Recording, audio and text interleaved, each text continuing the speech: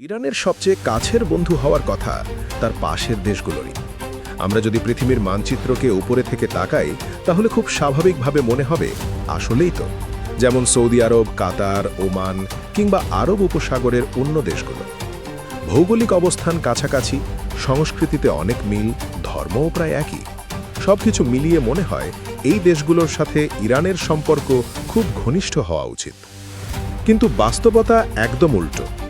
দেখা যায় এই উপসাগরীয় দেশগুলোর অনেকেই ইরানের সাথে দ্বন্দ্বে জড়িয়ে আছে, অথচ তারা আবার ঘনিষ্ঠ সম্পর্ক বজায় রাখে দূরের একটি দেশের সাথে, আমেরিকার সাথে। এখন প্রশ্ন হলো, পৃথিবীর এক প্রান্তে থাকা আমেরিকার সাথে মধ্যপ্রাচ্যের এই রাজতান্ত্রিক দেশগুলোর এত শক্তিশালী সম্পর্ক তৈরি হলো কিভাবে? এই রহস্যটা বোঝার জন্য আমাদের একটু ইতিহাসে ফিরে যেতে হবে। দ্বিতীয় বিশ্বযুদ্ধের সময়কার পৃথিবীটা ছিল সম্পূর্ণ ভিন্ন। যুদ্ধ শেষ হওয়ার পর অনেক দেশ ধ্বংসস্তূপে পরিণত হয়েছিল, অর্থনীতি ভেঙে পড়েছিল, লাখ লাখ মানুষ প্রাণ হারিয়েছিল। এই পরিস্থিতিতে যুক্তরাষ্ট্র বুঝতে শুরু করে যে ভবিষ্যতের পৃথিবীতে শক্তির সবচেয়ে বড় উৎস হবে জ্বালানি, বিশেষ করে তেল। সেই সময় আরব উপসাগরীয় অঞ্চলে তেলের বিশাল ভাণ্ডার আবিষ্কৃত হয়, বিশেষ করে সৌদি আরবে। মরুভূমির বুকে থাকা এই তেলের খনি হঠাৎ করে এই অঞ্চলটিকে কৌশলগতভাবে অত্যন্ত গুরুত্বপূর্ণ করে তোলে। তবে একটি সমস্যা ছিল, এই দেশগুলোর অনেকেরই তখন অর্থনৈতিক ও সামরিক শক্তি খুব দুর্বল।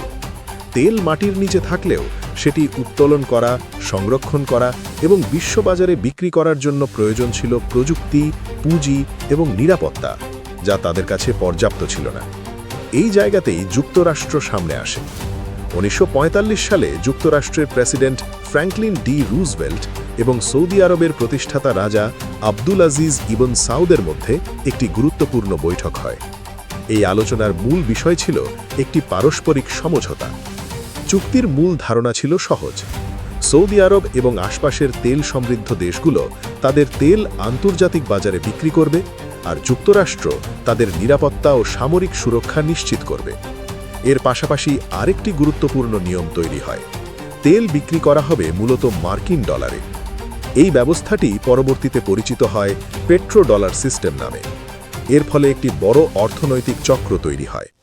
বিশ্বের যে কোনো দেশ যদি তেল কিনতে চায় তাহলে আগে তাকে ডলার সংগ্রহ করতে হবে, আর তেল বিক্রি করে যে ডলার উপসাগরীয় দেশগুলো পেত সেই অর্থের বড় অংশ আবার বিনিয়োগ বা কেনাকাটার মাধ্যমে যুক্তরাষ্ট্রের অর্থনীতিতেই ফিরে যেত। ফলে এক ধরনের পারস্পরিক নির্ভরতার সম্পর্ক গড়ে ওঠে। সময় যত গেছে এই সম্পর্ক ততই গভীর হয়েছে।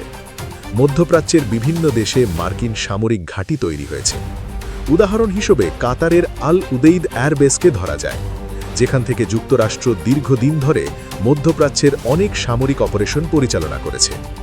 অন্যদিকে উপসাগরীয় দেশগুলোও যুক্তরাষ্ট্রের কাছ থেকে উন্নত অস্ত্র, প্রযুক্তি এবং নিরাপত্তা সহায়তা পেয়েছে। 1990 সালে যখন সাদ্দাম হুসেন কুয়েত আক্রমণ করেন, তখন যুক্তরাষ্ট্র নেতৃত্ব দিয়ে একটি আন্তর্জাতিক জোট গঠন করে কুয়েতকে মুক্ত করতে সাহায্য করে।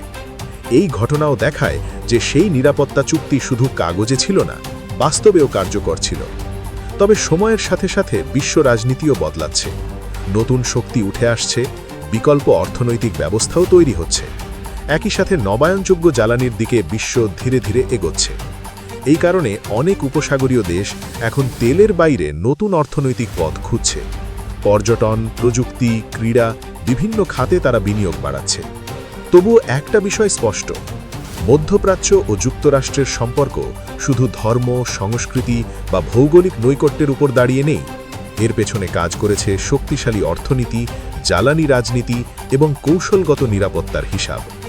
এই কারণেই কখনো কখনো দেখা যায় পৃথিবীর দুই ভিন্ন প্রান্তের দেশ, যাদের সংস্কৃতি, রাজনীতি এবং জীবনধারা একেবারেই আলাদা, তারা আবার পরস্পরের সবচেয়ে ঘনিষ্ঠ মিত্র হয়ে ওঠে।